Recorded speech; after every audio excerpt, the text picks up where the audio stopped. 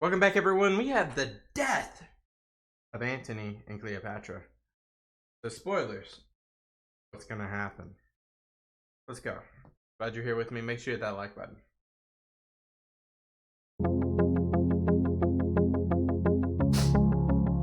The final stage of the civil war between Octavian and Antony kicked off in the spring of 30 BCE, when Octavian landed in Syria.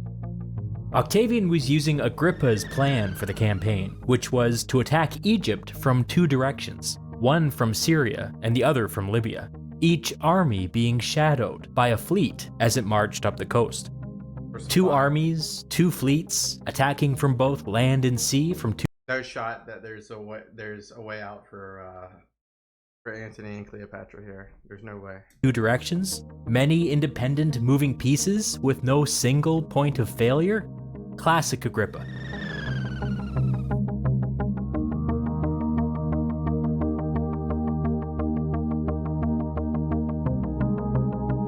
Back in Egypt, Antony and Cleopatra had come to the realization that after losing tens of thousands of soldiers to desertion, they were no longer capable of defeating Octavian on land. They tried sending peace offers to Octavian. Octavian never responded. They tried sending him a massive bribe. He kept the bribe. Yeah, you just gotta try to flee at that point. Cleopatra then had an idea. She figured out how to turn her useless Mediterranean fleet into a Red Sea fleet. With enough manpower and enough engineering, she believed that she could drag her ships over land. The Suez Canal would have saved them. What? Oh my god, that's pretty cool. Fitzcarraldo style. Once they had a fleet in the Red Sea, they could credibly threaten to cut off Egypt's trade with the East. She believed that Octavian would rather negotiate with them than deal with a headache like that. If he didn't want to negotiate, she and perhaps even Antony could escape to the east. Incredibly, she had her eye set on northwest India, where a number of ethnically Greek kings would have been sympathetic to her cause. Talk about some out-of-the-box thinking. I thought they were gonna go up the Nile, actually. Like this plan. Not even Agrippa had imagined Egypt pulling a stunt like this. Cleopatra put her plan into action. She gathered the necessary manpower and began dragging the first group of ships over land. This just reminds me of SpongeBob, when they're trying to push Bikini Bottom. Why don't we just push it some more? Well, forget the dang quote now. Push it somewhere else. Push. But when they were about halfway to their destination, they were ambushed by Arab camel riders from the city of Petra. The ambush was successful. The camel riders killed the laborers and burned the ships. What? You might ask why this happened. The Arab kingdoms in the region were not happy with Antony's reorganization of the Roman East, and this was their way of getting revenge. An unintended consequence of Antony's reforms. Antony fails again. After learning of this defeat, Antony urged Cleopatra to give up on her extremely good idea. A mistake, in my opinion. Antony still had hope that his 50,000 soldiers from Greece were wandering around the Roman East somewhere. We know that they surrendered to Octavian last year, and if Antony was clear-headed about it, he would have known it too. But he was holding on to a deluded belief that they would appear just in the nick of time. Shortly after this, King Herod of Judea betrayed Antony and went over to Octavian's side. He rolled out the red carpet and spared no expense supplying Octavian's legions as they passed through his territory. When Antony heard this bit of information, reality really started to set in. According to Plutarch, none of this news upset Antony. It was as if he was pleased to put aside his hopes, since in doing so, he could also let go his worries. That's not a bad analysis. The couple began throwing expensive dinner parties every night and would load their guests up with gold and treasure before sending them home. It's like Armageddon. You know it's gonna happen. There's a meteor that's gonna hit. Let's just live it up. It was as if they knew the end was near. Yeah. Antony led his armies on a few excursions that were intended to slow the enemy down, with mixed results. Minor victories in the east, minor defeats in the west, nothing that would make much of a difference. By July 31st, Antony had returned to Alexandria, and Octavian was at the gates.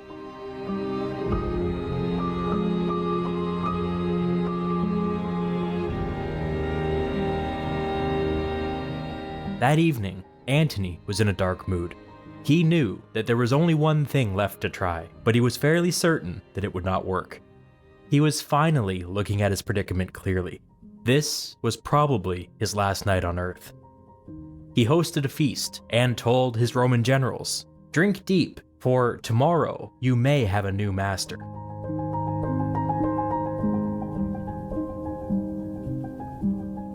On the morning of August 1st, Antony led what remained of his army through the gates of Alexandria. Cleopatra sent what remained of her fleet out of the harbor in support. They both knew that Alexandria was in no position to withstand a siege against such a massive force. Their only hope was to go on the offensive and win an unexpected victory. Due to Agrippa's strategy, one victory would not be enough. They had to win on land and at sea at the same time. Of course, there was very little chance of this working. Agrippa had another army and another fleet on the way. Even a crushing victory would only buy them some time until they had to do the whole thing again. But this was how Antony wanted to go down, in a blaze of glory. Well, how did it go down? Antony's army left the gates, and Cleopatra's fleet left the harbor. And then, to Antony's utter dismay, Cleopatra's ships immediately surrendered. I think she's not telling you something. The naval assault on Alexandria would go unchallenged. Victory was now impossible. When Antony's cavalry saw this, they fled. Antony was left to face Octavian with only his infantry. He attacked and harassed Octavian's forces, but they easily held their ground. By the end of the day, most of his army had been lost, but improbably, Antony was still alive. He fled back through the gates of Alexandria in defeat. Despite his best efforts, Antony had failed to go out in a blaze of glory.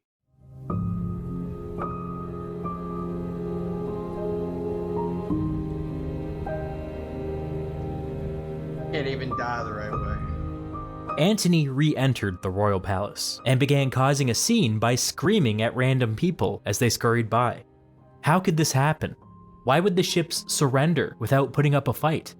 He must have been betrayed. Who else could it be? It had to be Cleopatra. She must have ordered her ships to surrender. Unless they mutinied. Where is she?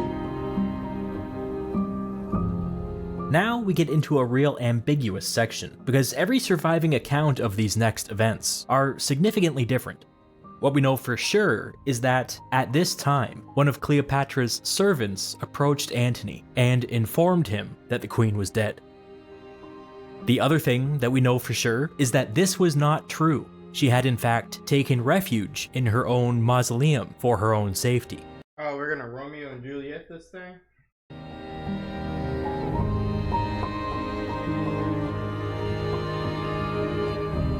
Some versions of this story would have you believe that this was simply a misunderstanding. That's way too cute. I don't buy it. It is my opinion that Cleopatra heard from her servants that Antony believed that she had betrayed him, and told a servant to go and tell him that she was dead in order to escape his wrath. But again, that is only my opinion. When Antony heard of Cleopatra's supposed death, Plutarch has him saying the following: "O Cleopatra, I am not distressed to have lost you, for I shall straightway join you. But I am grieved that a commander as great as I should be found to be inferior to a woman in courage." Wow. What a charming guy. What are your options here? Like, I'm surprised he hasn't just, took the Brutus way out. Antony drew his sword and handed it to his servant, who was apparently named Eros. Eros as in erotic? That can't have been his real name, right? Were Antony and Cleopatra giving their servants erotic little nicknames? That's nasty, man. Seems like an HR issue at the very least. Eros accepted Antony's sword. Antony ordered Eros to kill him. Eros did the funniest possible thing under the circumstances. He killed himself instead.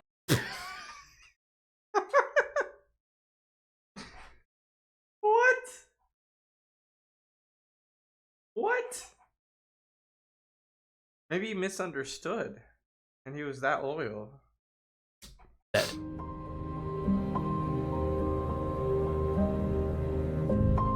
Eros dropped to the ground, and Antony was in shock. He shouted at nearby servants for help, but they all fled. Antony decided that he had to do the deed himself. He picked up his sword, turned it around, and jammed it through his ribs. In true Roman fashion, he was aiming for his heart, but in true Antony fashion, he missed and he failed. Missed. He hit his stomach instead. Oh. Stomach wounds are not immediately fatal, but they are extremely painful. Yeah. Servants scattered as Antony's anguished cries filled the royal palace. He begged passers-by to finish the job, but nobody dared touch him. Eventually, word got back to Cleopatra that Antony was mortally wounded on the floor of the palace. She probably felt sorry for him, again, that's just my opinion, and ordered her servants to bring him to her in her mausoleum.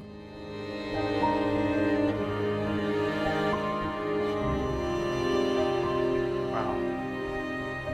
A word about Cleopatra's mausoleum. The structure was 2 stories, which seems like an unnecessary feature for a tomb, but they did things a little differently back then. The top floor had been converted to a living quarters, in case Cleopatra needed a place to hide out while the Romans sacked the city. The bottom floor had been filled to the brim with treasure amassed from all across Egypt, alongside a dangerous amount of flammable material.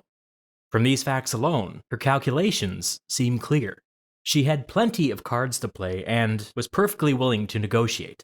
She was also willing to destroy an unthinkable amount of wealth and herself.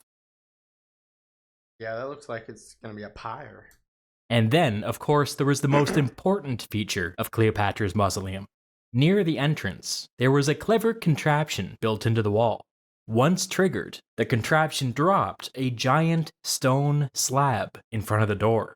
By the time Cleopatra learned of Antony's condition, that contraption had been triggered. Cleopatra was locked inside her own tomb. Her only means of communication with the outside world was a small balcony on the 2nd level.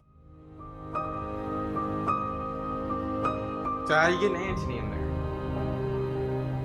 In time, Antony was brought to Cleopatra's mausoleum, but the servants found that they had no way of bypassing the stone slab to get inside. Cleopatra ran out onto the 2nd floor balcony and began barking orders. The mausoleum was still being worked on, so there was some construction equipment nearby. There was a rope and pulley system that was meant to haul stone up the side of the building, and Cleopatra instructed her servants to tie that end of the rope around Antony's waist. Cleopatra and her 2 ladies-in-waiting grabbed the other end of the rope, and using all of their strength, lifted Antony into the air.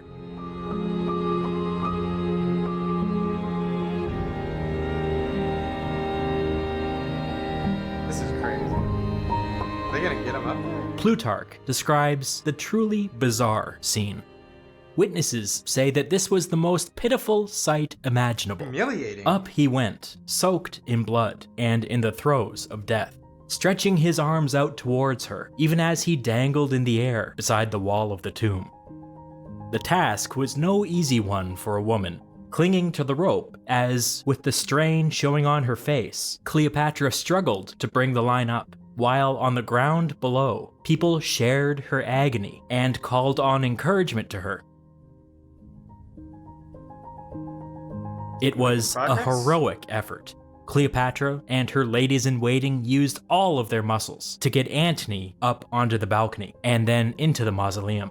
Wow. When Cleopatra saw the state that Antony was in, she literally rended her garments in grief. She scratched at her chest and smeared Antony's blood on her face and wailed uncontrollably. This behavior was not unheard of in the ancient world, but it belonged at a funeral. Antony begged her to be calm. He told her that Octavian was the kind of man that could be reasoned with. Okay. I don't think so at this point, but okay. He urged her to get whatever deal for herself that she could. He then asked for a drink of wine, probably to help with the pain, and died. Oh, what a Romeo and Juliet situation. He thought that his Juliet was dead. Or was it Romeo that dies first? No! Romeo kills himself because of Juliet. Juliet's dead, but Juliet survives and then she kills herself after coming. This is so weird. Maybe Shakespeare is writing actually about Cleopatra and Antony.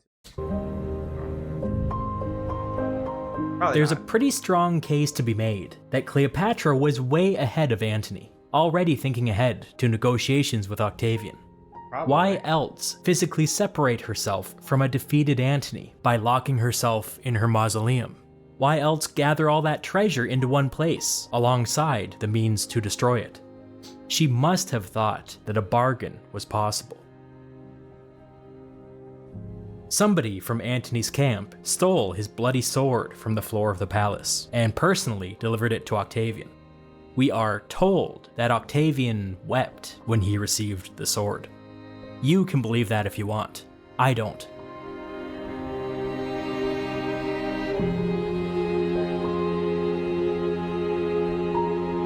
Maybe he was not weeping, but he was like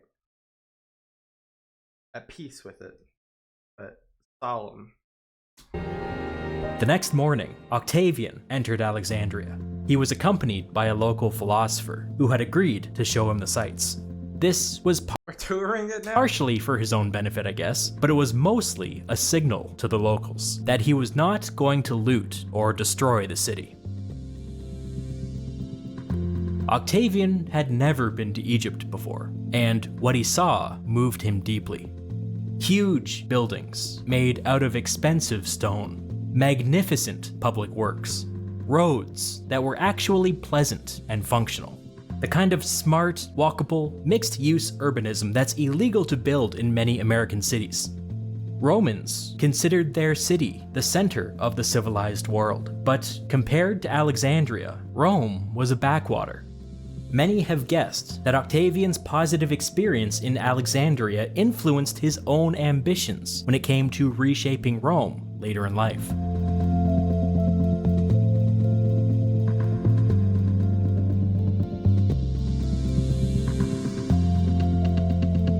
Octavian sent agents to negotiate with Cleopatra, but she would only speak to them through the stone slab. Cleopatra wanted a formal agreement with Octavian that upon her death, the kingdom of Egypt would go to her children. If he would not make that commitment, she threatened to burn the mausoleum to the ground, destroying her treasure and herself. This dialogue went back and forth for a while, but no agreement was reached. The next day, negotiations continued. While Cleopatra was busy speaking through the stone slab, one Roman negotiator grabbed a ladder and sneakily climbed onto the second-floor balcony. Oh, no. He descended the stairs and walked up behind Cleopatra and her ladies-in-waiting. He scared the crap out of them. Cleopatra jumped back and screamed, "Wretched Cleopatra, you are taken alive!" She drew a dagger and stabbed herself. The Roman negotiator physically overpowered her and got the dagger away from her. The wounds were found to be superficial. Oh no. Cleopatra was now the prisoner of Octavian, and in captivity, she fell ill. It's possible that one of her self-inflicted wounds got infected.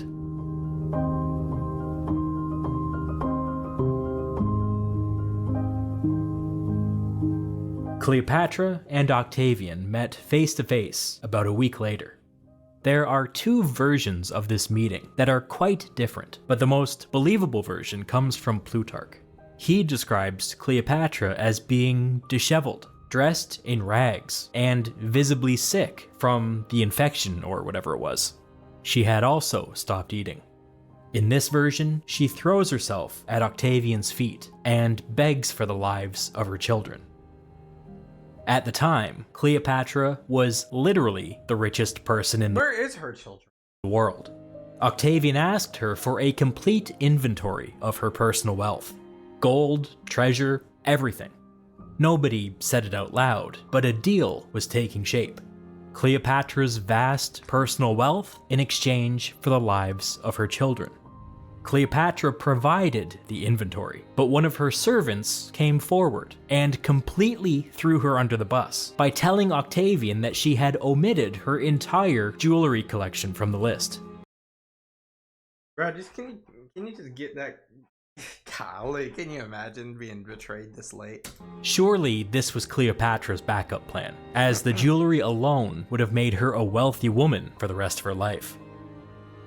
She saved face by offering the jewelry collection as a gift to the women in Octavian's family. Octavian accepted.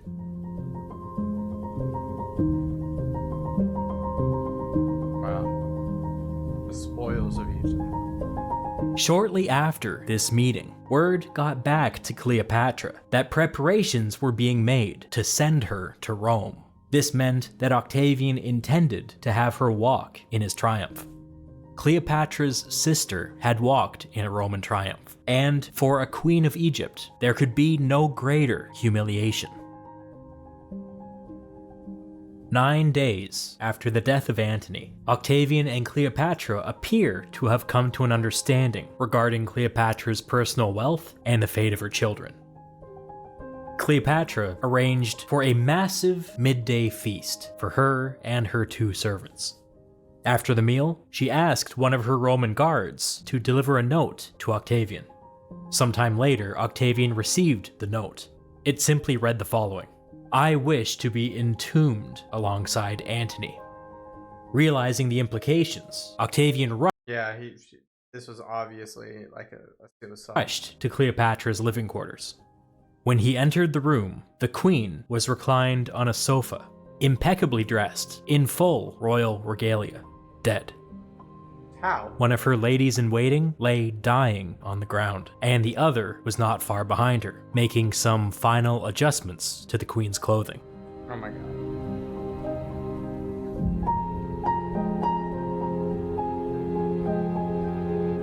Why did y'all leave? What idiot would leave your prisoner of this capacity? Come on. Like, come on, bonehead. Nobody knows exactly how Cleopatra died. Some say that she was killed by a snake that was smuggled inside a basket of figs. Others say it was poison. I don't find the snake story likely, and frankly, I'm always surprised when serious historians take it at face value. We know that Octavian's triumph would later have a painting that depicted Cleopatra being bitten by a snake. But since the snake was That was like a cane.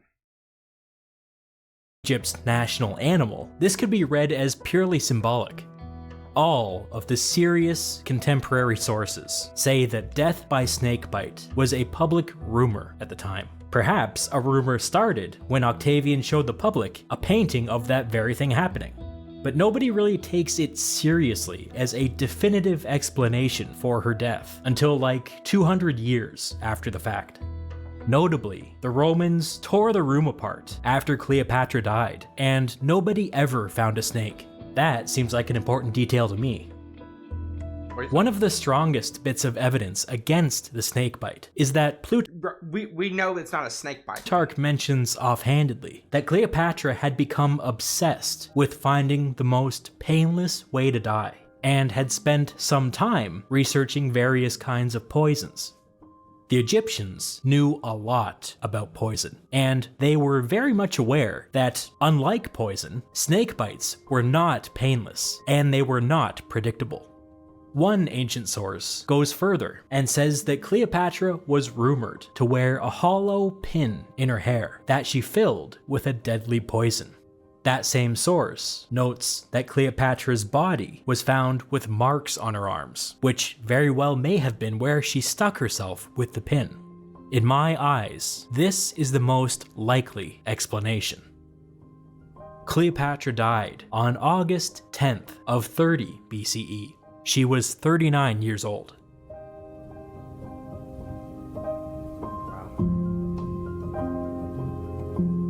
Immediately after Cleopatra's death, her son by Julius Caesar, Caesarion, now 17 years old, was caught trying to flee the country. As the illegitimate son of Julius Caesar, Caesarion was a direct rival to Octavian, or at least that's what Octavian believed. He ordered him put to death.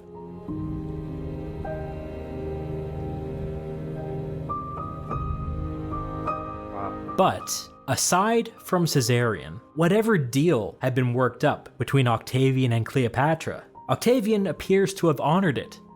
He rounded up Cleopatra's 3 other children and had them shipped to Rome to be raised by his sister Octavia.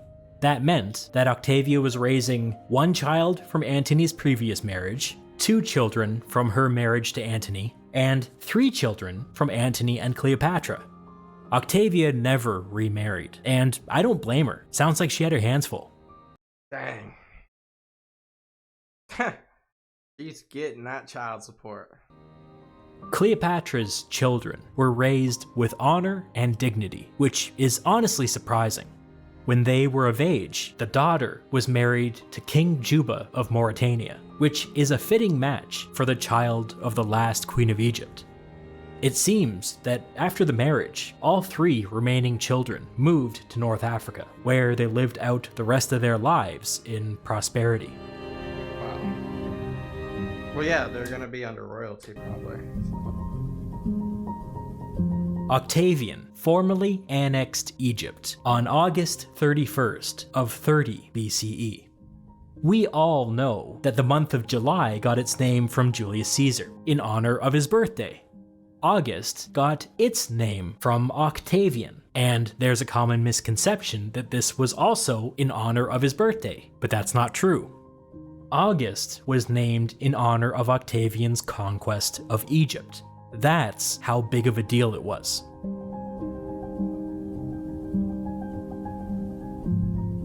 Wow. For the better part of 19 years, ever since Caesar crossed the Rubicon, Rome had been at war with itself. And now, with the defeat of Mark Antony and the conquest of Egypt, Rome was at peace. It was the end of an era, or perhaps it's better to say that it was the beginning of a new one. The victory transformed the 33-year-old Octavian not only into the richest man on earth, but much more importantly, into the unrivaled master of Rome. For the rest of Octavian's life, the people who knew him would simply call him Princeps, or First Man, but history would call him by a different name, Emperor. Woo! Dang. Round of applause. 2 things. 1, great episode. 2, amazing animated series. Ever since we saw his year, Julius Caesar, we've been watching Historia Civilis here on this channel for this particular series. I previously, just a couple excerpts at the end of this. Previously, the Roman Empire to me was kind of like adjacent to most of history, probably one of the richest parts of history in evolution of politics and war and territory, but just not studied at all. Ever since October of last year, and today is May 18th, ever since like the end of October of last year, I've kind of developed an appetite for history. And instead of, closing my doors or going to the library for 20, 30 years and reading papers and reading books and becoming a historian, I'd rather do it via YouTube with you guys. So that's a you know, some foresight of what I want to do is continuously learn, and you guys watch the journey of me becoming more and more inclined into history versus where I was 7 months ago.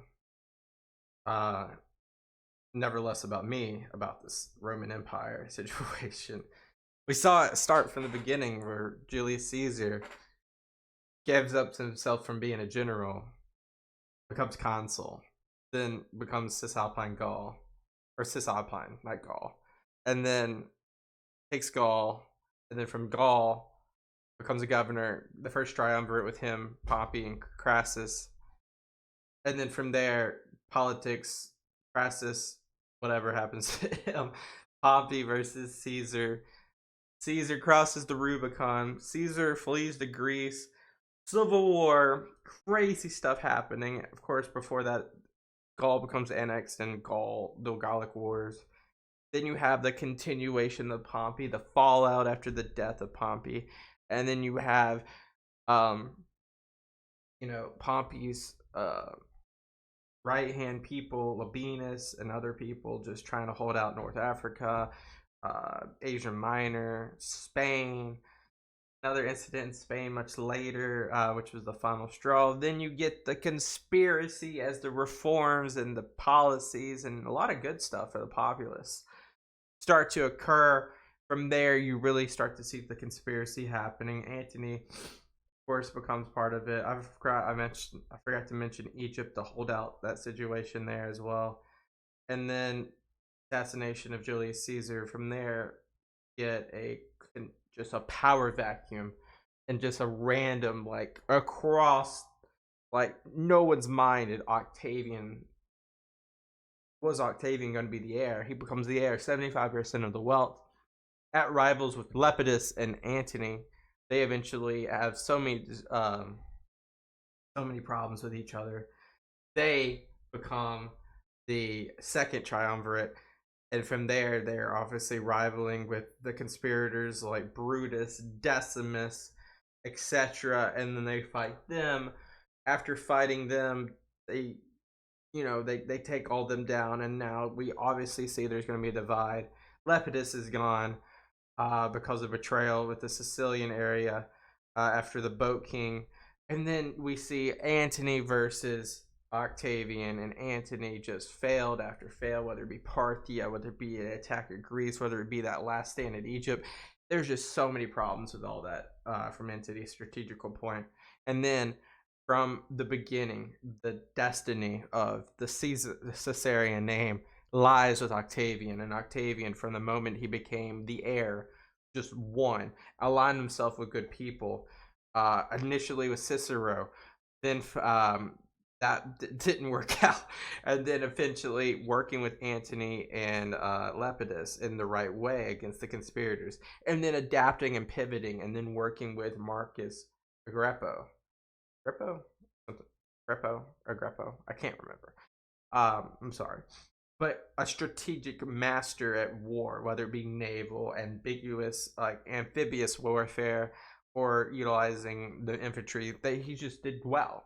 And then from there, allowed him to pinch, whether it be the Illyrian campaign, the Greek campaign against Antony, or finally the Egyptian campaign, and then just a Romeo and Juliet-esque ending with, and I swear, I would love to kind of like open that book of worms if like Shakespeare engulfed his rationale to like a lot of his literature to ancient times, like the Roman Empire. It wouldn't behoove me to think that there could be some substance there within Cleopatra and Antony, especially on the Romeo and Juliet ending. Maybe it's just a coincidence. And here we are, Octavian, emperor of a Roman Empire. From here, I don't know what to do. I will leave it to you guys. Give me some suggestions. I will review them, and we'll see where we go. If there's not a good direction, not saying that you guys have horrible suggestions. You guys have amazing suggestions, by the way. Amazing video suggestions, and I appreciate every single one. But I'm gonna look at all the different videos that we can attack in terms of parts of history. Probably gonna take a step back from Rome. I said that when Julius Caesar done, and then we watched 8 more. Roman Empire. We could watch this all the way to 482 or 72, whenever the Western falls, but we're not yet, at least. So I'll wait till I see some suggestions down below. I'll start searching up some more at my own. Thank you guys so much. Make sure to hit that subscribe button. Peace out.